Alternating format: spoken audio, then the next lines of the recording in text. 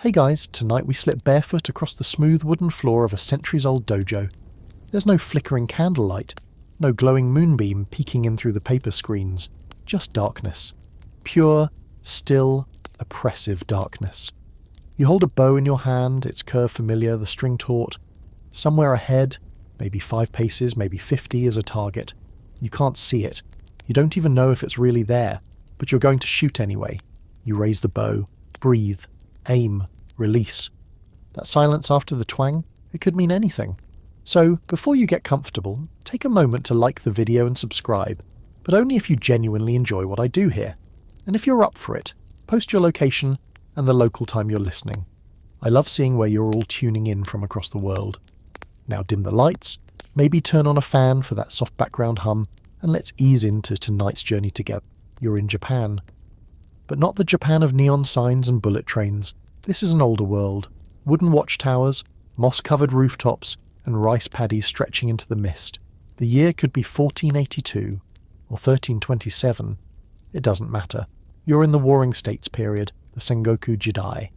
A time when alliances shifted as easily as autumn winds, and the night could bring armies instead of dreams. You're not a samurai, not yet, but your master believes in harsh introductions.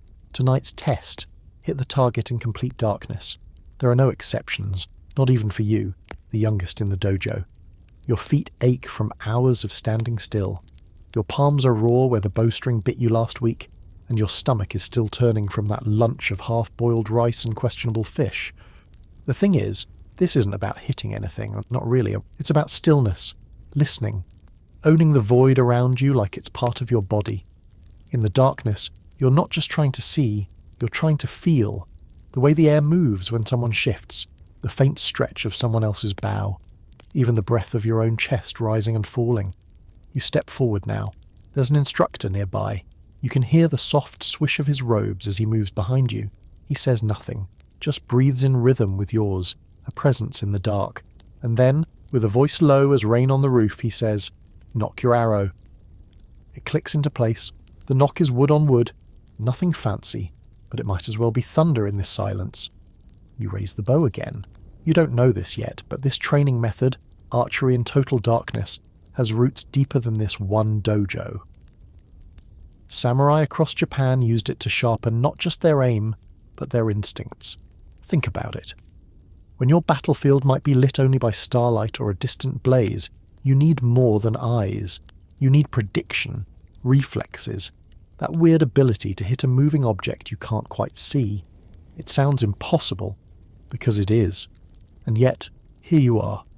Historians still argue whether this kind of blind training was widespread or just reserved for elite warrior schools. Some scrolls mention it offhand, like students trained under veil of night. Others romanticize it completely, with tales of masters hitting raindrops mid-air. What we do know, practicing in the dark wasn't just a stunt. It forged a kind of warrior who could function when the rest of the battlefield was fumbling for torches. Still, it wasn't all solemn ritual. Some stories claim rival students would swap out practice targets with embarrassing items, like turnips carved to look like their sensei. One unlucky guy loosed an arrow that pierced his master's sandal mid-step. He passed the trial and got 3 weeks of latrine duty. But accidents were rare. Most of the time you were too focused on breathing, pulling, letting go. And here's the part that might wrinkle your brain a little. Not all arrows were meant to hit. In some dojo philosophies, especially within schools of Kyudo, the hit wasn't the goal. The form was. The way you drew, the intention behind your shot, the energy you projected. If you followed all that perfectly and missed the target, congratulations, you still passed. Weird, right? In a world obsessed with results, these guys prioritized how you failed over whether you succeeded. You crouch now, not because anyone told you to, but because your legs are trembling. There's sweat on your back. You're shivering, though it's warm outside. Your eyes are open, but there's nothing to see. And still, you feel it. The target. It's just a circle of woven straw somewhere ahead. Probably 5 meters, maybe 10. But it's there, you're sure of it. You draw the string. It creaks like an old step. Hold. Release. The arrow whistles. You don't even hear the impact, just silence, but your instructor lets out a soft grunt. Again, he says. And you do, over and over. Eventually the dark isn't scary, it's yours. You own it. The soft rustle of another student's sleeve 3 mats away becomes your map. The creak of floorboards becomes your clock. Even the scent of the dojo, cedar, sweat, smoke, grounds you. And when one night the lanterns come on for a split second mid-practice, everyone flinches, because you'd forgotten what light even looked like. So yeah, archery in total darkness sounds impossible, sounds dangerous, sounds kind of dumb maybe. But if you'd lived back then, when enemies attacked at midnight and shadows meant survival, you'd be grateful for every blind shot, every missed target, every stupid turnip head you accidentally nailed. Because eventually you don't need light to hit the mark, you just need stillness, breath, trust, and maybe a tiny bit of madness. You're 7 years old, knees scabbed, hands too small to properly hold a bow. But your father insists. It's time, no excuses. The night air is thick with the smell of damp earth and pine as he places the first practice bow into your grip. It's carved from a crooked branch and wrapped in thin, dark leather. You try to speak, but he hushes you with a single look. This is how you're introduced to darkness. Not with a bedtime story or a lullaby, but by standing in the freezing yard behind your family's home in rural Japan, staring into nothing while your breath fogs the air like steam from a boiling kettle. The samurai life you're learning doesn't wait for comfort. Feudal Japan is not a gentle place. The ground shakes beneath warring clans. Villages vanish overnight. Loyalties shift faster than the tide. If you want to survive, and maybe even matter someday, you need to be ready for anything, and that includes the dark. Because nighttime here is not rest, it's opportunity, a strategic window. When a clan couldn't win with brute strength in daylight, they'd strike in darkness, sneak into castles, cut down guards in their sleep, burn food stores before anyone noticed. That's not fantasy, that's documented strategy. One infamous example, the 1571 siege of Mount Hiei. Oda Nobunaga launched a brutal pre-dawn attack on warrior monks who never saw it coming. Thousands perished before the sun rose. You're not ready to process that yet, but your father knows. And so your training begins, with no torches, no candles, just the stars above and the sound of your own heartbeat. Your first attempts at blind archery? Disasters. You let go of the string too soon. Your arrows bounce off tree trunks and vanish into the grass. Once you hit a chicken. The chicken lived, but your pride didn't. Still you come back the next night, and the next. Something about the silence becomes comforting. Your ears begin to catch the smallest noises. The crunch of a snail underfoot, the hush of an owl's wing, the whispered sighs of the forest. It turns out that's the whole point. See, in the samurai worldview, the night wasn't the enemy. It was a domain, a space to be claimed. Just as the blade demanded precision, the bow demanded presence. Darkness only magnified that need. Historians still argue whether young samurai trained this way universally, or if it was reserved for specific clans with high-stakes duties. But across scrolls, oral tales, and temple records, a pattern emerges. Those who fought in the dark trained in the dark. And training didn't mean just shooting. It meant carrying heavy bows through pitch-black forests, navigating stone steps in silence, practicing breathing techniques that slowed the heart until it felt like still water. Some dojos even built night tunnels underground, narrow halls where students walked blindfolded for hours, memorizing every creak of the floorboards. Fall once, you repeat the drill. Fall twice, your supper disappears. One popular legend tells of a boy named Takemaru, who trained at a hidden mountain school where the final exam required him to track and shoot a bell, suspended by a thread in a cave, in total darkness, with a single arrow. His first try missed by inches. He sat down and meditated for 3 days. On the 4th, he loosed his second arrow and struck the bell dead center. No one ever saw him again, but his bow was mounted in the temple as proof of his skill, or so the story goes. Was Takemaru real? Historians shrug. But his story lives in every student forced to train by starlight. And you? You're becoming one of them. At first the night terrifies you. Shadows look like monsters. Every branch crackle feels like a ghost. But slowly, the fear morphs into something else. Familiarity, even fondness. You begin to crave that first moment after sunset, when your eyes surrender and your other senses take the reins. Your father, seeing this change, gives you your first real bow when you turn 9. It's taller than you are. The grip smells of old lacquer. He tells you its name, Yoru no Kaze, Night Wind. You nod solemnly, not yet understanding the weight of that name. By this point you've heard the elders whisper about the warriors who could shoot by listening alone.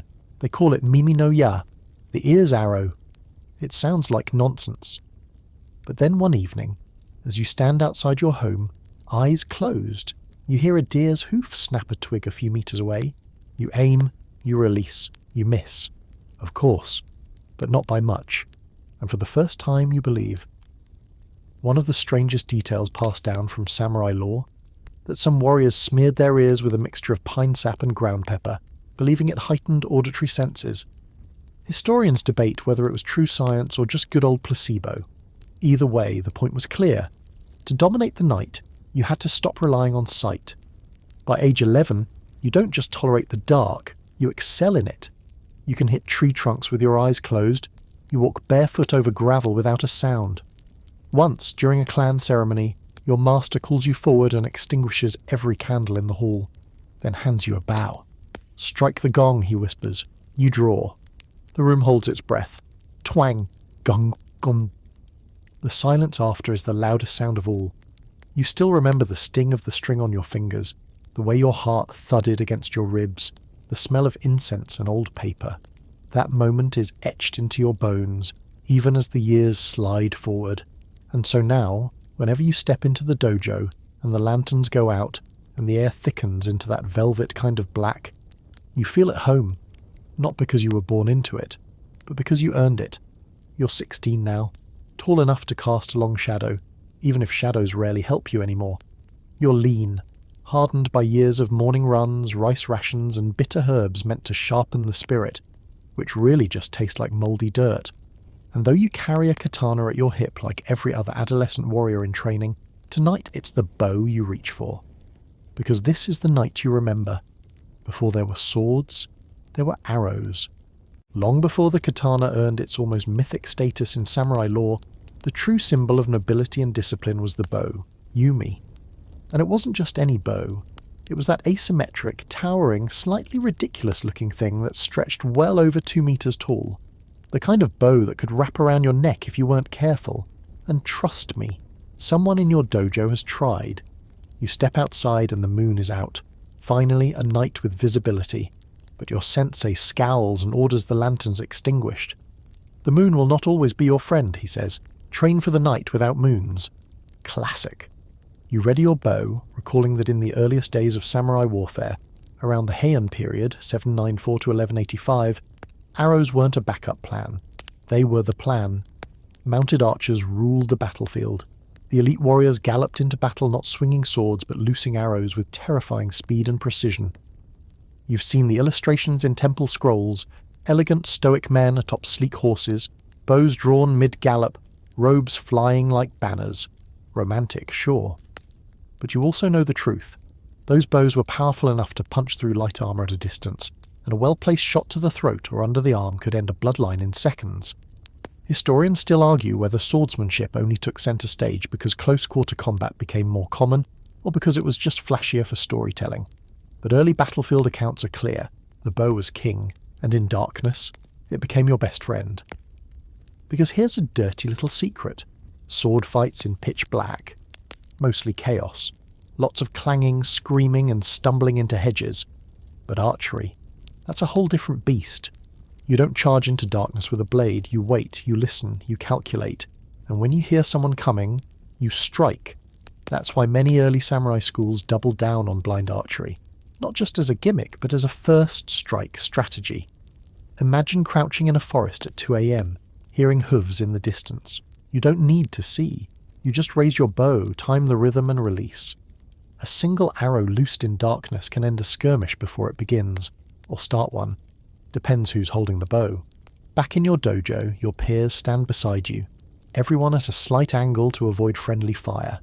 You draw your bow slowly, quietly, muscles remembering the rhythm you've practiced for nearly a decade now. You've stopped counting heartbeats. You know when to fire. The arrow slices through the air. This time you hear it hit something, a distant thud, then a soft sigh of approval from your teacher. You don't smile. Not yet. The test isn't over. You nock another arrow. The world feels far away now, like you're in a bubble of night. No past, no future. Just now. Just aim. Let's be honest. If you were just learning archery in broad daylight, on flat terrain, with a cheer squad behind you and a smoothie waiting, it wouldn't stick. You'd learn the mechanics, sure, but in the dark it's burned into your soul. There's a little-known fact among Kudo scholars. Some samurai trained with sound trigger targets, little drums or gongs that rang when hit, even if they couldn't see them. Some say there were even straw dolls dressed in full armour used for nighttime drills. The scariest part? The targets moved. Oh yes, you'd be blindfolded and some poor assistant or unlucky younger sibling would push a dummy across the training yard. You had one arrow, one chance. Miss, and you had to fetch it. Barefoot, in a yard full of thorny surprises. Motivation, if nothing else. Your sensei once told you, the sword is for settling grudges, the bow is for preventing them. It sounded poetic until you realised he meant it literally. Arrows ended fights before they started, with precision, with distance, with an eerie calm. Even in full daylight, a skilled archer was terrifying. But in the dark, they were a ghost, an invisible assassin with a whisper for a weapon. You step back from the line now, breath slowing. Your hands are sore, your shoulders ache. But there's something warm pulsing inside you. Confidence, maybe, or just adrenaline. Either way, you feel it. You feel like a samurai. Well, almost. You still trip over your own sandals and forget which quiver strap goes where. But those things don't matter now. What matters is that you've joined a lineage. A shadowy, quiet, arrow-slinging lineage of warriors who trained not to see, but to know. And tonight you didn't just loose arrows in the dark, you hit something older than a target. You hit tradition. You wake to the sound of rain. Not a soft drizzle either, the heavy kind that hammers rooftops and slaps the ground into mud. It's still pitch black outside. The temple bell hasn't rung yet, which means it's not even morning, you should be asleep. But your body, trained by years of rhythm and ritual, rises without asking permission. You grope for your bow. It's leaning against the wall, right where you left it. The wood feels cold and smooth beneath your fingers, like river stones in winter. You sling it over your shoulder and step outside into the rain. Why? Because you've heard whispers of the silent arrow ritual. It's not part of the official dojo training. Nobody announces it. It's one of those rites passed along from senpai to kohai, like a dare wrapped in legend. You're supposed to go out alone, find your way through the forest in the middle of a storm and loose one arrow, just one, into the darkness. You're not told what it proves. Only that if you do it right, something in you changes. You're not even sure who started it. Some say it came from a forgotten mountain sect. Others claim the famous samurai general Kusunoki Masashige did it before battle to commune with the kami of war. Historians still argue whether it was a test of bravery or a method of Bushido meditation. But every version ends the same. A solitary archer, soaked and silent, sending an arrow into the void. So here you are, alone, drenched, bow in hand. The rain soaks through your GI instantly. Your sandals squelch as you step into the forest. Every branch you brush against showers you in cold droplets. You could turn back. No one would know, but something keeps your legs moving. Pride, maybe, or stupidity. The two often travel in pairs. You reach a clearing. It's so dark you can barely tell where the trees end and the sky begins. The wind whistles through the leaves, carrying with it the scents of pine, wet bark, and distant smoke.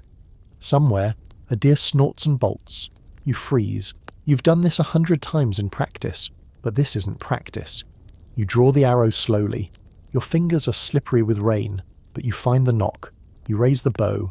The string groans with tension, and for a moment, just a heartbeat, everything is perfectly still. Then release. The arrow sings. No thunk, no rustle, just gone into the void. You lower the bow, heart thudding in your chest. There's no applause, no gong, just the sound of rain and your own ragged breathing. But something is different. You don't know how to explain it, but you feel clean, like you've emptied something, like you've whispered a secret to the universe and it listened. You walk back to the dojo without thinking. Your hair sticks to your neck, your fingers numb, but you don't care. You've completed the ritual. A few weeks later, one of your seniors nudges you during evening tea. You did the silent arrow, didn't you? You freeze. How? He smirks. You've got that look, like the darkness doesn't scare you anymore. You don't respond, but inside, you know he's right. That night stays with you, more than any sparring match, more than any lecture, because while the world celebrates the sword's flash and the roar of battle, it forgets that true warriors win long before the fight begins, in silence, in solitude, in shadow. You learn, eventually, that even famous samurai, those who made it into poetry and legend, practiced their art under cover of night. Take Nasu no Yoichi, for example. Everyone remembers his incredible shot during the Genpei War, where he loosed an arrow from horseback at a fan fluttering on a distant enemy ship. What they don't talk about is how he trained for that, shooting at tiny targets in complete darkness until his hands stopped shaking. And then there are the quiet warriors, the unknown ones, scouts, messengers, assassins, all trained with the bow, all operated under moonlight, stars and clouds. Some carried special quivers that muffled the sound of arrows shifting. Others soaked their bowstrings in oil to keep them from snapping in the cold. You begin to collect these stories like coins, hoarded in the quiet corners of your memory. You tell yourself they're just tales, but they make the darkness feel less empty. One day, a guest arrives at the dojo, a wandering monk with a bow older than anyone you've ever seen. He wears no armour, no sandals, just a straw cloak and a smile like he's already read the end of every story. He watches you practice, says nothing. Then, as you bow to leave, he murmurs, "Do you know why the arrow flies truest in the dark?" You shake your head. Because in darkness, he says, you stop aiming at the world and start aiming at yourself. You're still trying to figure out what that means, but every night when you step into the practice hall and the lamps are snuffed out, you begin to understand a little more. You don't just pull a bowstring anymore, you pull the thread between fear and stillness. And when you let go, you fly too. There's something different about the darkness tonight. You can't quite explain it, but it presses in around you with the weight of something ancient, familiar, yet foreign. Like stepping into the pages of a book you've read 100 times only to find the ending has changed. You're not in the dojo this time. You're deep in the forest, past the bamboo groves where the monks refuse to go after sunset. The trees here lean over the path like gossiping old men, their twisted branches cracking gently in the breeze. You've been summoned, though no one said it directly. It started with a folded note in your rice bowl. No name, just a time, and one word, Yumi Hajime. It's a word that tingles when you say it out loud. Yumi Hajime, the first shot of the year. It's an old tradition practiced for centuries. On the first few days of the new year, samurai would step out into the chill, bow in hand, and fire an arrow not at an enemy or a target, but at misfortune itself. A symbolic strike to drive away bad spirits and summon good fortune. Historians still debate whether this was purely ceremonial, or if it doubled as a psychological reset, like shooting away your regrets. Some believe it was originally a Shinto purification rite that evolved over time, blending with the warrior ethos. Others think it was just an excuse to show off your form in front of your lord. Either way, it stuck, and now it's your turn. You're not alone. 5 others stand in the clearing, your fellow students, all silent, all barefoot despite the cold. The ground is slick with dew and fallen leaves. You can't see their faces, but you can hear their breath. Your teacher steps forward. No speech, no blessing. Just a long wooden box, opened with quiet reverence. Inside, 6 arrows, each wrapped in paper and tied with a red string. You're to take only one. You reach in. Your fingers brush cold wood, smooth feathers. You withdraw your arrow and step into place. The target? A circular wreath of rice straw suspended between 2 trees, swaying gently in the wind, barely visible in the dark. You raise your bow, you draw, and for the first time you realize this arrow isn't meant to hit anything. It's meant to release something, so you let it go. The arrow vanishes into the black, no thump, no rustle, just silence. And then, as if in answer, a wind rises through the trees. Not loud, not fierce, just aware, like the forest is exhaling. Around you, the others fire their arrows. No one speaks. When it's over, your teacher closes the box and disappears into the trees. You walk home with light feet and an empty quiver, but something inside you hums. This is the part of your training no one writes about. The weird liminal edge between ceremony and combat, where superstition and skill hold hands under the table. Because while the bow is a weapon, it's also a compass. a mirror, a confession whispered in the dark. You start noticing these rituals everywhere now. Some archers refuse to string their bows inside. It's said to bring bad luck. Others never shoot after sundown on certain dates tied to old calendars and eclipses. Your own teacher ties a small bell to the end of his bow during solo practice, not to make noise, but to remind himself that every motion has weight. One elder insists on sleeping with his bow next to him, string unstrung, feathers tucked under his pillow like some feathery war dream catcher. You once laughed. He didn't. Arrows are prayers, he said. Each one you shoot, the gods might be listening. Maybe he's right, because the more you train, the less archery feels like violence, and the more it feels like meditation, like each breath, each movement, strips away a layer of something unneeded. You start to recognize that strange calm in other archers too. Not arrogance, not stoicism, just quiet. Like they've spent so long in darkness they've stopped fearing what's in it. You remember a travelling merchant who stopped at your village last season. He carried a tiny bow carved from bone, useless in battle, purely ornamental, but he swore it was modelled after a style used by Yamabushi, mountain ascetics who trained in solitude, sometimes blindfolded for months, eating moss and drinking stream water until the forest accepted them. Blindness teaches clarity, he said, before vanishing down the road with his squeaky cart. That line stuck with you. Not because it sounded profound, but because it echoed something you were already learning the hard way. You don't train in darkness to mimic the battlefield. You train in darkness to simplify, to strip everything down until there's only breath, draw, release. Even your body begins to change, not just muscle. Your skin learns to feel the wind more accurately. Your ears pick up the tiniest shifts in air pressure. You begin sleeping lighter, waking faster, moving quieter. You catch yourself walking the halls at night barefoot just to test your silence. And when the moon is bright, you don't reach for a lamp anymore. You open the window and smile. One evening, during a lantern-lit tea gathering, someone asks why the bow is always longer on one side. You wait, sipping your cup. Someone else says it's to allow shooting from horseback. Another claims it's for better talk. But your teacher, from the shadows, just says, it's longer on one side because balance comes from embracing unevenness.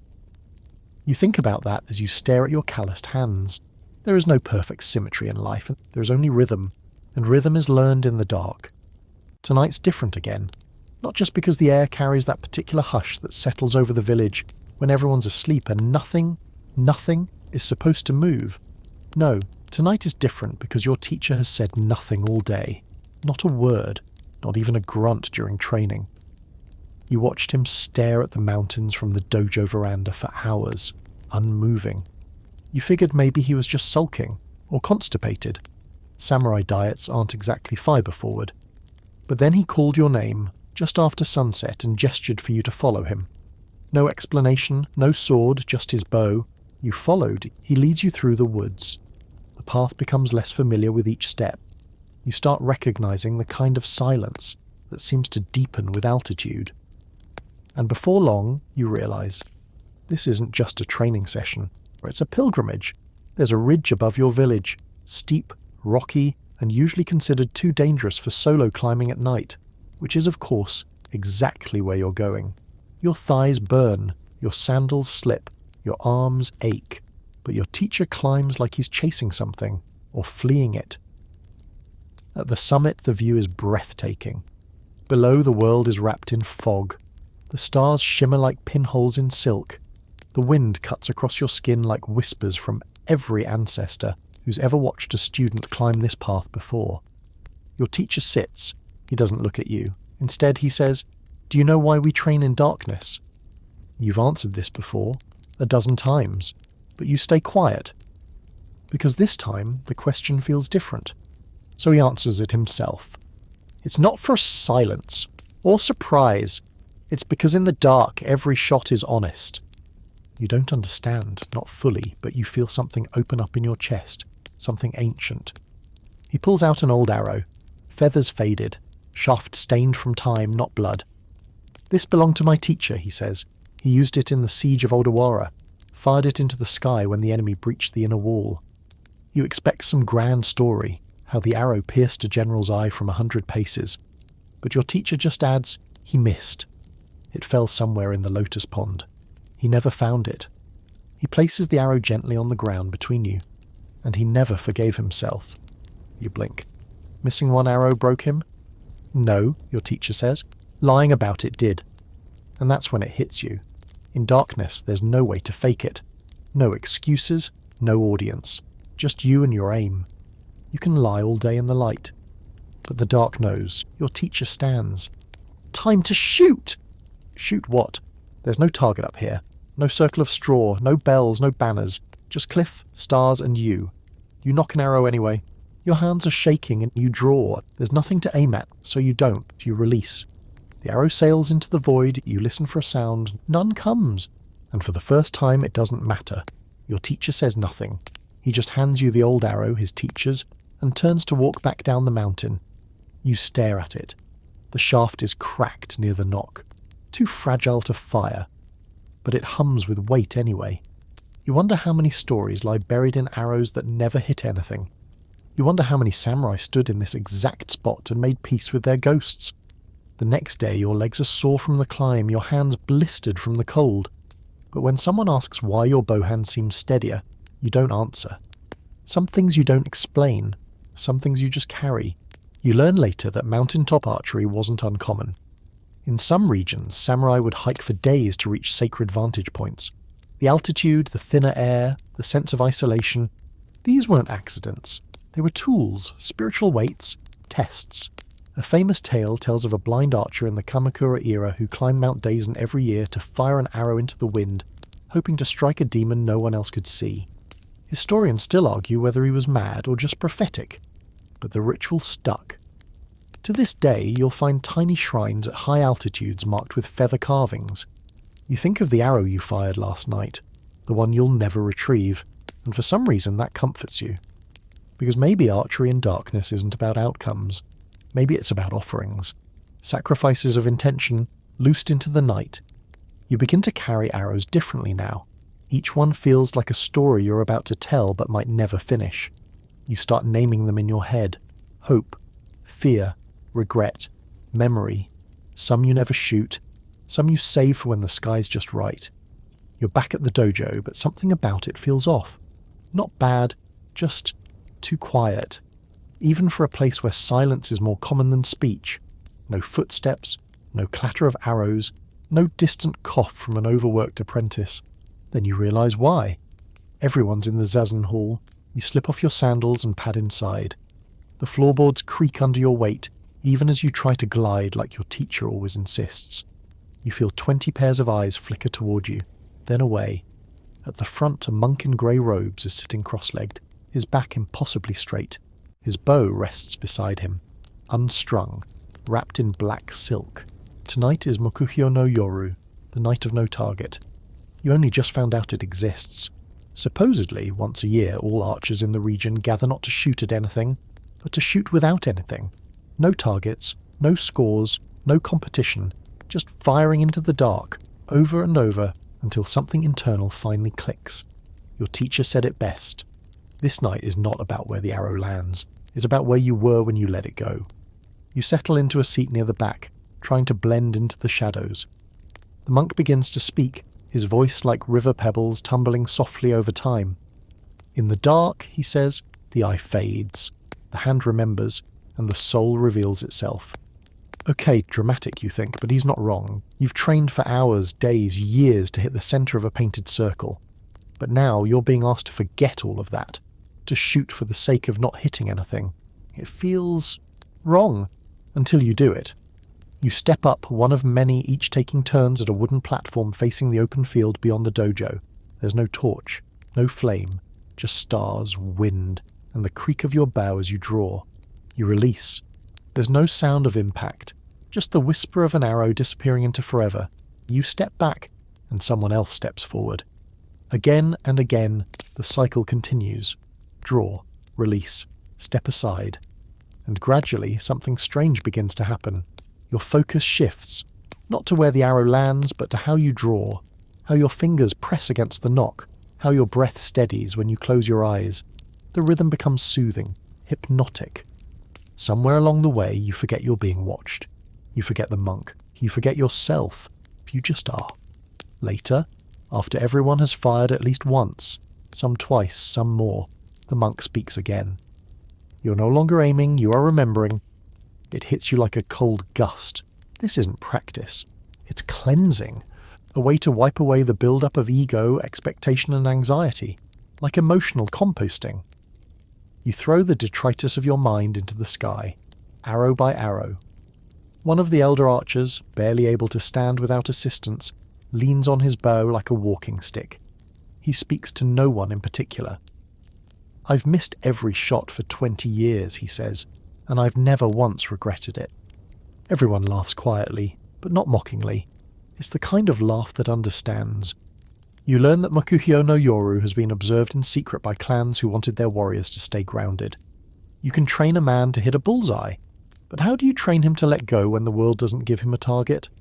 Some records show that famous samurai like Takeda Shingen practiced this ritual in the dead of night before major campaigns.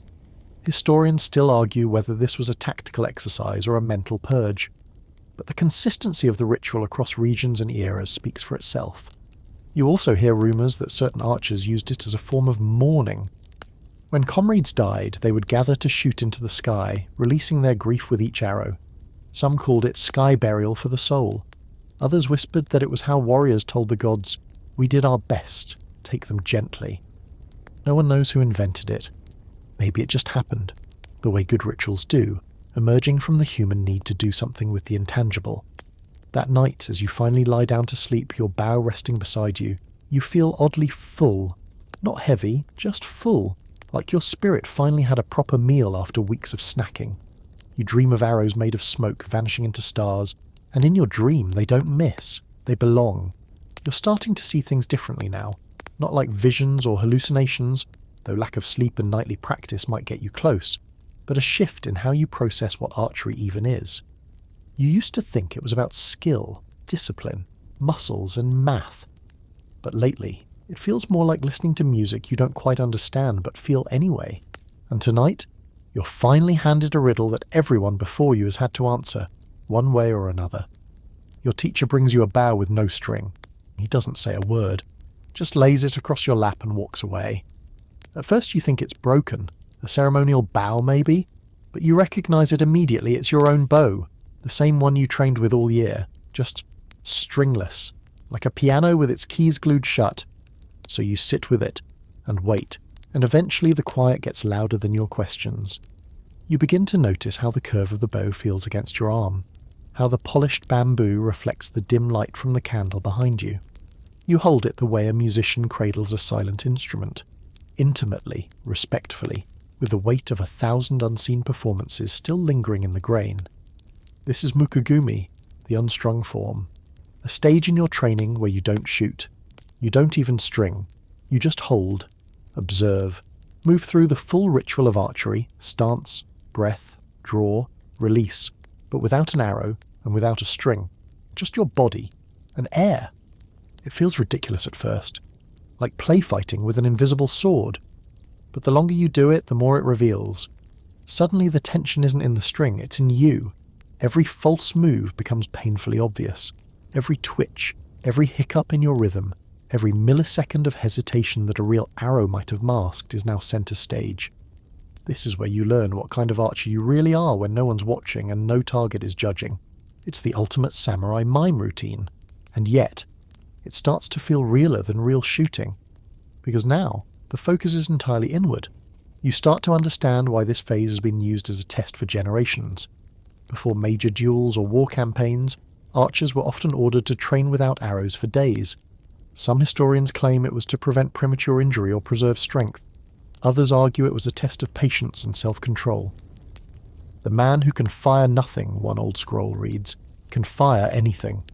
There are even records of an entire school of archery that believed physical arrows were merely a gateway drug to higher forms of discipline. They saw unstrung training as a form of prayer, motion without harm, intent without consequence. Quirky? Sure. But when you do it long enough, you start to realize your muscles are remembering things your mind forgets. The way your shoulder tucks during the draw, the angle of your wrist, the pause right before the imagined release. You begin to feel like your body is tracing ancient shapes in the air, drawing invisible calligraphy passed down from hands long buried. There's a term for this too, karyumi or empty bow, practicing the form without substance. One night, your teacher finally speaks again. He says, "You must learn to shoot when there is nothing left to shoot." Then he walks away, of course, because heaven forbid he explain himself like a normal human. So you stew over that line for days, until you finally get it. The bow isn't the weapon, you are. The string is just an excuse to test your resolve, so you begin practicing even without the bow. Yes, you read that right. You go full ghost mode, hands in air, eyes closed, practicing the form purely from memory. You look ridiculous, but you also feel untethered, like your identity as an archer is no longer tied to gear or gear quality. It's not about the tensile strength of the string or the carbon content of your arrowheads. It's about you, and how you carry yourself in stillness. Some nights you shoot in your dreams. No bow, no string, no sound, just the release of something deep inside you. And it feels more satisfying than your best real-life shots. Maybe that's what some of the old archers were trying to explain when they said, "The best arrows are never fired." You stumble across an old tale in a scroll one evening. A blind swordsman who became a master archer, not by using his eyes, but by spending years listening to how bows felt in others' hands. He never strung his own bow, just mimicked the movements. Eventually, it's said he could hit a moving bell by feel alone. Historians call it exaggeration. But you're not so sure anymore, because once you start aiming without aiming, drawing without string, letting go without releasing, you begin to feel like you're touching something ancient, a space between motion and silence, between you and everything else. This is where real training begins, not with hitting a target, but with knowing deeply that you could, even without ever doing it. It's raining tonight. Not a polite drizzle, the kind that makes poets want to sit under pagodas and write about cherry blossoms and lost love. No, this is a hammering rain, sheets of water slapping the dojo roof, gutters overflowing, paths turned to mud. Most of the younger students are thrilled. A break from training, a reason to dry bows, hide indoors and sip tea while pretending to meditate. But your teacher finds you, his hair wet, his robe soaked clean through, and says 4 words. Bring your bow now. No string, no arrows, just bow. You don't even ask where you're going anymore, you just follow, out through the puddles, past the last row of Torii gates, into the forest where even the trees seem to hunch their shoulders against the storm. He leads you to a clearing, just you and him standing in the rain, water dripping off your noses, silence louder than thunder. You're going to shoot, he says. With what? With yourself. Classic. But you're used to this now. You breathe. Set your stance. Let the rhythm of the rain guide you. And as you move through the form, you begin to understand why he brought you here. Rain is chaos. Nothing behaves. Everything slips. Your grip is unstable. Your sleeve clings to your forearm like it's trying to sabotage your shot. And yet, you shoot anyway. Even without arrows. This is what the old texts call yami no keiko, training in discomfort. Historically, samurai practiced in storms to prepare for the worst. Not because it was noble, but because rain didn't cancel war. Enemies didn't wait for sunny days. And bows? They were fickle in moisture. Humidity could warp them, strings could snap. So you trained in the rain to respect your limits and push past them. There's a famous case in 1569 when archers under the command of Wasugi Kenshin fired volleys during a thunderstorm. Some arrows were so waterlogged they flew only a few feet. Still, their precision held enough to rattle the enemy, just by the sound and rhythm of their release. But here's the strange part tonight. It isn't about replicating war conditions. It's about surrender. You're soaked, shivering. Your breath curls in the air. Every shot is an act of defiance against comfort. And yet, it becomes beautiful. Because there's something oddly pure about archery when everything is against you. You lose the need to be perfect. You just are. You fire, mentally, over and over again. And each phantom arrow carries a different emotion. Frustration, doubt, loneliness, hope. It's like the rain is washing your mind clean, one imagined shot at a time. You wonder if this is how monks feel during their endurance rituals, standing under waterfalls, chanting through storms. Maybe it's not about surviving. Maybe it's about witnessing yourself endure. Your teacher finally speaks. Do you remember your first shot? You nod. You were terrified, he says. Your arrow barely cleared the stand. You remember that too, it was humiliating. But you kept showing up. He gestures at you now, soggy, still drawing imaginary arrows in the middle of a monsoon. This, he says, is why. Because archery isn't always about improvement. Sometimes it's about consistency. The willingness to come back, again and again, even when it's cold, or wet, or you've had the worst day imaginable. You keep showing up, and somehow that shapes you more than any perfect shot ever could. Later, you read a story about a reclusive archer from the Edo period who trained only during storms. He believed lightning cleared the path between heaven and earth. Scholars still debate whether he was brilliant or just someone who didn't like crowds. One account claims he could sense the exact moment to fire by feeling the static on his skin. Quirky, definitely, but also kind of magical. You begin to understand that bad conditions don't ruin the ritual, they refine it. Because when the world turns against you, your training, your senses, your grip, you stop relying on comfort, and you begin to rely on instinct. Not the panicked kind, but the deep, earned intuition that only emerges when there's nothing left but the act itself. You go home soaked to the bone, your robe heavy, your fingers pruned. But that night your dreams are different. Instead of arrows, you fire lightning. Instead of targets, you aim for clouds. And in the dream, the rain stops.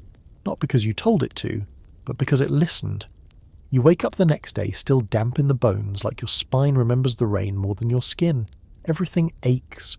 Your hands feel like wet wood, stiff, grainy, splintered in places where calluses used to live. But none of that matters because today is Kuroshitsuji Keiko, Black Chamber Training. Which sounds ominous. You're led down a hallway you've never noticed before, not hidden, just ignored. Your teacher walks in front of you, humming something wordless, fingers brushing the paper walls like he's checking for traps. You reach the door. It's plain, unpainted. He slides it open and gestures you inside, no explanation. Of course, you step through, pitch black. The kind of black that feels like it has mass, like you could lean into it and be held. You hear the door close behind you, no lock, but the message is clear. You're not coming out until something happens. You can't see your hand in front of your face. You can't see the floor. You're unsure if the room is 5 feet wide or 5 miles deep. You shuffle forward and find a bow on a low rack, already strung. Next to it, 3 arrows. No target, just dark. You sit for a while because what else is there to do? Let your breath slow. Let your hearing stretch out like a cat waking up. Every drip from your nose feels like thunder. Every toe wiggle, a landslide. And then, slowly, you begin. Stand, draw, release. You hear the arrow thunk into something, maybe a wall, maybe a backboard, maybe nothing at all. And you realize this isn't about feedback. This is about honesty. Because in total darkness, no one can tell if you're faking. Not even you. You shoot again. This time you miss the release cue and the arrow wobbles in your fingers before it leaves. You hear it veer off, an ugly hiss as it disappears into black. Final arrow. You hold it for longer this time. Breathe and then let go. Silence. No thunk. Just the soft whisper of flight. Perfect. Who knows? But your spine says yes. This is the Black Chamber, a real practice once used in elite samurai dojos, rumoured to be descended from ninja training methods. Historians still argue whether these rooms were used for stealth conditioning or mental purification, but everyone agrees on one thing. They were disorienting on purpose. In the absence of light, you can't lie. You can't hide behind posture or precision or the applause of a well-landed shot. All you've got is your own internal compass, and if that's broken, the darkness will show you. Fast. Some warriors train for weeks at a time inside these pitch-black spaces, sleeping, eating, meditating, then practicing archery entirely by memory and sound. They believed it sharpened not just the senses, but the spirit. One of the more fringe scrolls you dig into later mentions a tale of an archer who trained so long in the dark that his skin bleached from lack of sun, and he claimed to see the truth behind all targets. The story ends with him firing blindfolded at a mounted archer mid-gallop and hitting the reins clean through. Legend? Probably. Cool? Absolutely. But what matters is how you feel right now. Because something did happen in there. When you step out of the chamber, the daylight punches your pupils. You flinch. Everything is blinding and absurdly bright. The wooden floor looks alien. The The shape of your own hand surprises you, but inside you're calm. And then your teacher says something that makes everything click. The darkness, he says, isn't to hide the target. It's to show you what you aim for when no one's watching. You carry that with you for days, not just in practice, in life. Because now, when you walk through a crowded street or sit down to eat or listen to someone speak, you start asking yourself, who am I when the lights are off? When there's no applause? When the target isn't visible and there's no promise of a result? That's the core of the black chamber. Not deprivation, clarification. Later, you learn that the term Kroshitsuji Keiko was borrowed by artists and poets. Some would paint or compose in dark rooms, feeling their way toward creation without influence or revision. It wasn't just about purity, it was about accessing the parts of yourself that don't rely on approval or visibility. Quirky? Definitely. Effective? Shockingly so. You find your next live-fire practice, outside, daytime, clear skies, feels different. Almost anticlimactic, like seeing a movie spoiler after reading the book. But your arrows? They fly straighter. You hesitate less. And weirdest of all, you start to hear the silence between each release. The same quiet you first noticed in that black room. And that silence feels like home. By now your hands move before your thoughts. The bow is less an object than a limb. You breathe and it breathes with you. But tonight is different. You're told to bring everything. Full gear, uniform perfectly folded, bow polished, arrows counted and checked. You're not told where you're going, only that you'll need to walk long, which as always means something mysterious and mildly threatening. You follow your teacher into the woods. He walks ahead of you, lantern in hand, the light wobbling over roots and fallen leaves. No path, no markers, just nature doing its untamed thing. You wonder how many times he's taken this route.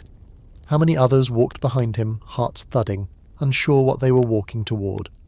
Finally, after what feels like an hour, he stops at a clearing, a bowl of stillness surrounded by ancient trees, the kind that whisper even when there's no wind. He points to a stump in the middle of the clearing.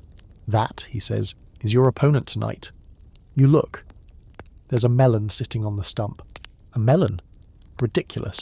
But the challenge is clear. He continues, you'll sit across from it, bow ready, until the moon hits its peak. Then you'll fire. Just one arrow. You glance up, the moon's low now, hugging the treetops like it's too shy to rise. You could be here a while, and so begins your longest wait yet. This isn't about darkness anymore, not about testing your sense of aim or surviving the elements. It's about patience, stillness, that uniquely terrifying discipline of doing absolutely nothing for hours. Historians write about this kind of mental training in several obscure samurai texts, moments where the archer becomes hunter, not soldier. In one scroll, an archer waits 3 days under camouflage just to fire one shot at a moving enemy courier. He misses, by the way, and writes afterward, "It was the waiting that changed me, not the release." This is that. The waiting. You watch the moon rise with excruciating slowness. Every bug in the forest sounds louder. You swear you hear an owl judging you, and then your thoughts start to spiral. What if the bowstring snaps? What if you misjudge the timing? What if the melon isn't real and it's just your teacher's weird way of getting you to sit in a field all night like some kind of samurai scarecrow? You breathe through it, and again, and again. Eventually the noise quiets. Inside your head, in the woods, even your heartbeat seems to slow. Time stops being measured in seconds and starts flowing like syrup, sticky, slow, and oddly sweet. Then, it happens. The moon crests perfectly, casting a pale glow over the clearing. It lands on the melon like a spotlight on a stage actor about to monologue. You rise, draw, and release. The arrow sings. A short, sharp sound like a whistle through wet silk. Thunk. Right into the heart of the melon. Your teacher nods once, barely, says nothing. You half expect him to vanish into smoke like some sort of wizard, but he just turns, lantern swinging, and walks back into the trees. You follow. No celebration, no clapping, but something shifts in you. Because this is where the warrior separates from the enthusiast. You've learned to act with timing, not impulse. To fire not just because you can, but because the moment asks for it. There's an old, fringe tale you'll read later about a blind archer who trained in moonlight his entire life. He claimed the moon was the only honest light, not harsh like the sun, not deceptive like fire, just quietly revealing. Quirky, of course. But you get it now, because under the moon all the pretense falls away. You see yourself clearly. Not the student, not the perfectionist. Just the person who sat in silence, trusted the moment and made it count. You head home, moonlight still clinging to your shoulders, and you realise something funny. That melon? It never stood a chance. You wake up with the moon still in your dreams, not as an orb, but as a presence, soft and silent and terrifyingly wise. It lingers in your bones even as the sun pours over your windows like warm tea. No formal lesson today, but you feel pulled toward the training grounds anyway. Your bow is already waiting. It usually is now. You've crossed a line somewhere in the last few weeks, no longer chasing discipline, but being quietly chased by it. It follows you like a loyal dog, nipping at your heels if you forget to stretch or skip practice. The courtyard is empty when you arrive. Just you, the breeze, and the faint creak of a wind chime shaped like a fish. Your fingers brush the bowstring and it hums like it recognizes you. Today, you're supposed to miss. Your teacher appears, because of course he does, like he materialized out of the bamboo. You'll aim for nothing today, he says. You blink. That target, he points toward the distant wooden post. Ignore it. I want you to fire into the void. Isn't that wasteful? He shrugs. Only if you think the arrow's purpose is to hit something. And just like that, you're in the middle of one of the more fringe practices in old samurai archery, mushigari, the hunt of no prey. Historians still argue whether this was metaphor or literal training. Some think it was psychological preparation for loss, for effort without reward. Others think it was an obscure Zen practice disguised as a field exercise. Either way, it's real, and today it's yours. You draw. Fire. The arrow slices the air and disappears into the woods. No sound, no target, no response. Just gone. Again, draw. Fire. Gone, and again. After the third arrow, something unexpected happens. You feel relief, like something has unknotted in your chest. Because it's not just the arrow that vanishes, it's your ego. Your craving for success. Your addiction to seeing results. You fire a dozen more arrows that morning, each one loosed into nothing. And with each release, a strange joy builds. Not excitement, just a deep, delicious calm. Like exhaling after a year-long breath. Later, your teacher hands you a small scroll. It's a single quote from the Zen master Dogen. To aim is enough, the arrow flies without needing applause. You carry that one in your head for weeks. Because this practice of missing isn't failure, it's freedom. There's a fringe legend you come across one rainy afternoon about a wandering archer monk who travelled Japan offering to shoot for villagers. But only under one condition. They had to let him shoot at nothing. Just the sky. No payment, no target. Just an arrow released for the sake of flight. Children loved him. Adults thought he was mad. But the story goes that one day, during a festival, he fired into the heavens and a sudden breeze kicked up strong enough to ring every bell in the shrine. Coincidence? Probably. But again, magic loves the dedicated. As days pass, you start weaving this targetless practice into your own routine. Not always, but enough. Some evenings after structured drills, you'll walk to the cliff behind the temple and shoot into the air. Watch the arrow arch, vanish. You imagine it landing somewhere in a forest, sticking into a tree that needed a companion. And somehow it's not sad. It's comforting. Because not everything needs an end to have meaning. Some actions are the meaning. One afternoon, a younger student watches you train and whispers, "Why are you wasting arrows?" You smile. Because you asked the same thing once, and you tell them, "Some arrows are meant to fly, not land." They blink, probably confused, but they nod and walk away like you just said something wise. You hope you did. And you think about all the hours you've spent measuring success in hits, in noise, in visible victories. But now you start to feel that the real wins are invisible. The arrows that vanish. The shots that no one sees. The nights when you train alone and no one will ever know. Those might be the most honest victories of all. You're woken at dawn by a bell you've never heard before. Low, metallic, echoing. It rings once, then silence.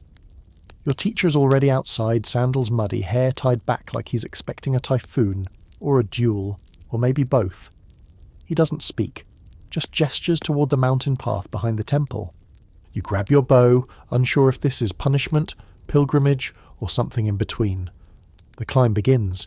It's brutal. Stone steps cut at odd angles slick with moss, some barely wider than your foot. The air gets colder with each bend. Clouds gather low and thick. Soon you can't see the path behind you, or ahead. The world becomes a hallway of fog, but you keep going.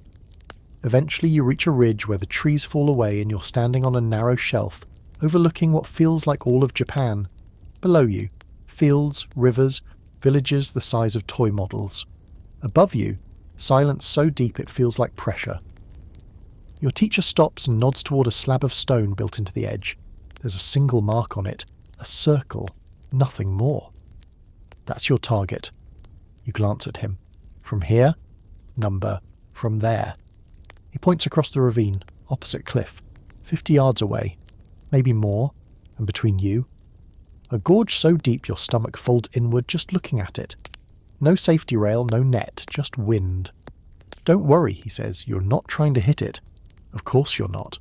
You're just trying to stand here, bow in hand, knowing what lies between. This is the final level, Tanden-sha, the shot from the belly. A mythical practice spoken of in obscure texts, said to originate from warrior monks of Mount Hiei. Historians still argue whether this was symbolic or real, if anyone ever actually fired over ravines, or if it was just poetic allegory, doesn't matter. Because here you are, you take your stance, 1 foot almost over the edge, the wind laughs at your balance, you dig your toes in, you draw, and everything disappears. The fear, the risk, even the circle. You're not aiming with eyes anymore, you're aiming with your gut. That soft centre below your ribs, the place samurai were taught to breathe from, move from, even die from. The tanden, the belly where intuition lives. You release. The arrow cuts the air like it was born to live there, arcs high, rides the wind, and hits, not the stone, of course not, but just to the side, close enough that it hums. You exhale. Your teacher nods, says nothing, and starts back down the path. Because this isn't about applause, it's about knowing. Knowing that your deepest centre, the part of you that doesn't explain or analyse or obsess, can aim true. Even in wind, even across danger, even with no chance of retrieval. There's a famous fringe tale of an archer named Yuta who, after years of missing every tournament, climbed a mountain and shot a single arrow across a waterfall. He returned, entered no more competitions, and lived the rest of his life quietly as a calligrapher. People asked why he quit. He just said, I already made the shot. That's this. This one arrow, across this impossible gap, is worth 1,000 targets, because you aimed with the part of yourself that's most alive. And that's what samurai trained for, not just to win, but to know themselves when it mattered. To trust something deeper than muscle memory. You walk back down with a strange ache in your legs and a lightness in your chest, because today you didn't just shoot, you crossed something, not a ravine, a threshold, and you're not the same on the other side. The mountain doesn't leave you. Days pass, and still, your muscles hold its weight, your breath its thinness, your eyes its wide horizon. You walk like someone who's seen too far to unsee. People at the temple sense the shift. They nod differently, not with more respect, just deeper understanding. You've gone somewhere they can't follow, but your teacher has one final challenge. He waits until a cloudy afternoon, the kind where the sky can't decide whether to cry or just sulk. He finds you by the carp pond, where you're flicking pebbles into the water, not really watching. It's time, he says. Of course it is. You follow him out of the compound and through a side trail that winds past old stone statues half-eaten by moss. They look like they were forgotten a century ago.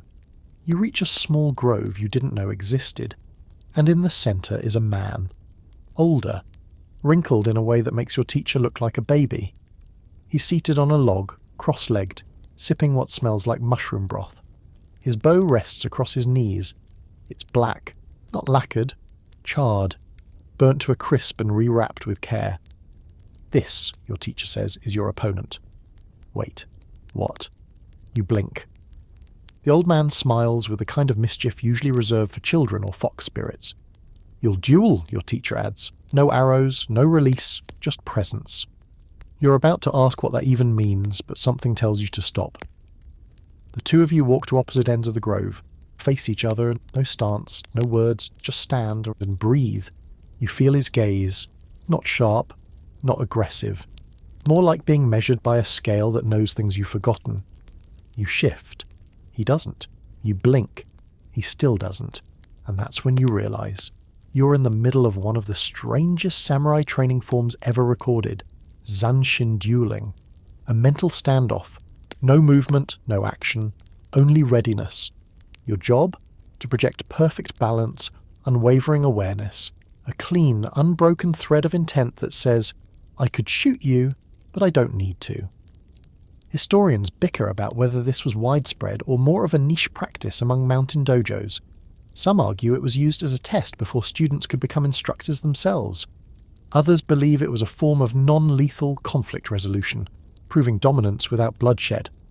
Either way, it's real, and it's terrifying, because this man, he doesn't blink for 5 full minutes. You count, then you stop counting because numbers stop helping. All that matters is that he's there, more than you are, and it rattles you. You try to match him. You slow your breath. You picture yourself as a tree, a mountain, a puddle. Nothing helps, until you remember the dark chamber, the black room. You remember what it felt like to shoot without seeing, to trust without needing. So you stop projecting. You sink. You let go of the performance, let go of trying to win. You just be. And slowly, slowly, the tension fades. Not from him, from you. And that's when it happens. His eyes soften. He bows, just slightly. The duel is over, and you won. Number not exactly. You matched. Equal footing. Shared ground. He rises, walks over, and hands you a tiny stone. It's smooth, oval, etched with a single character. Mu. Nothingness. You hold it in your palm and feel the weight of silence. You want to ask what it means, but instead you bow. And he leaves. No ceremony, no congratulations. Just gone. Later your teacher tells you that this man once trained blindfolded for 3 years in a cave, that his bow was burned in a house fire, and instead of discarding it, he sanded the charcoal and rebuilt it. He doesn't shoot anymore, he is the shot, and now you've met him. Not in words, in presence. The samurai called this zanshin, a state of sustained awareness, even after action ends. It's what remains in the archer after the arrow has flown, the echo of intent. That's the level you've reached. No more targets, no more tests. It's just awareness, walking, breathing. You sleep that night with the stone under your pillow and dream of nothing. Peacefully.